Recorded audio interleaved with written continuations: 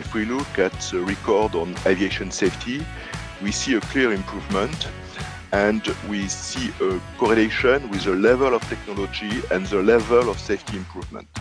A key question there is there a causation, some key technologies that have clearly improved safety in aviation? That's the first point. Second point, aviation is moving very carefully for pretty obvious reason. And in this very constrained environment, is it possible to innovate, to invent new ideas?